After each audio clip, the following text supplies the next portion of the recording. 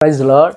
మన ప్రభువును రక్షకుడైన యేసుక్రీస్తు పరిశుద్ధ నామంలో యేసుతో అనుదినము అని ఈ పరిచర్య ద్వారా ప్రతిదినము దేవుని యొక్క శ్రేష్టమైన వాక్యాన్ని వింటున్నా మీ అందరికీ నా హృదయపూర్వక శుభములు. నా ప్రియ సహోదరి సహోదరుడా, ఈరోజు దేవుడు మనతో తెలియపరిచిన మాట ఏంటంటే 111 కీర్తన 10వ వచనం మనం చూస్తే, యెహోవా యందలి భయం జ్ఞానమునకు మూలము, ఆయన శాసనములను అనుసరించి వారు అందరూ మంచి వివేకము గలవారు, ఆయనకు నిత్యము స్తోత్రము కలుగుచున్నదని. దేవుని యందు ఎప్పుడైతే మనం భయము భక్తి కలిగి ఉంటామో అది జ్ఞానమునకు మూలమంట. దేవుని యందు భయము లేకుండా మనం ఏం చేసినప్పటికీ కూడా అది మనకి రాదు. సొలొమోను చూడండి, ఆయన ఏమడిగాడంటే ప్రభు మీద భక్తితో భయం తనడు ఏమడిగాడంటే, అయ్యా ఈ ప్రజలను పాలించడానికి నీ తెలివి వివేకము నాకు దయచేయి ప్రభు అంటే, ఆయన అడిగిన దానికన్నా దేవుడు ఇంకా అధికమైన ఐశ్వర్యంతో సొలొమోనును ఆశీర్వదించినట్లుగా మనం చూస్తాం. చాలామంది ఈరోజు ఎలా ఉంటున్నారంటే భక్తిగా ఉంటున్నారు కానీ దేవుడు అంటే బొత్తిగా భయం లేకపోతుంది.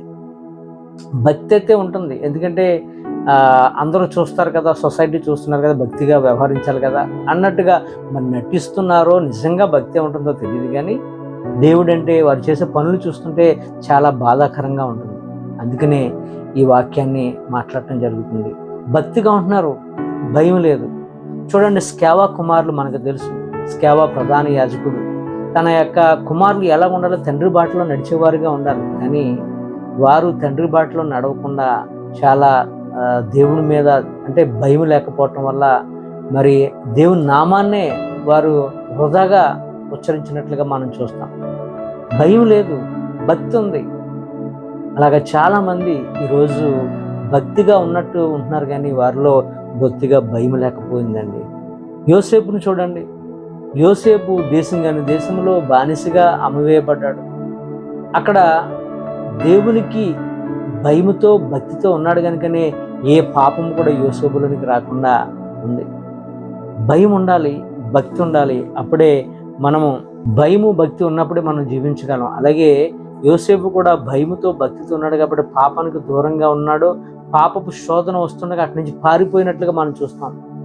యెహోవా యందలి భయము ఏమిస్తుందంటే జ్ఞానం ఇస్తుంది. యెహోవా యందలి భయం మనకి తెలివినిస్తుంది. యెహోవా యందలి భయము పరిశుద్ధతనిస్తుంది. యెహోవా యందలి భయము పాపమునకు దూరం చేస్తుంది.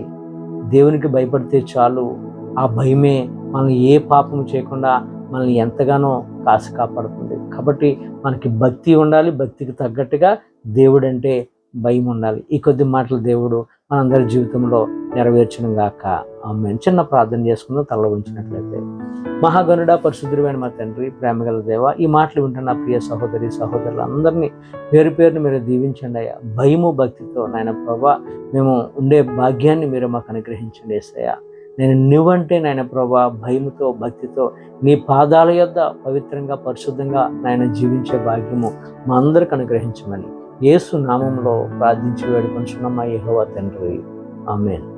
God bless.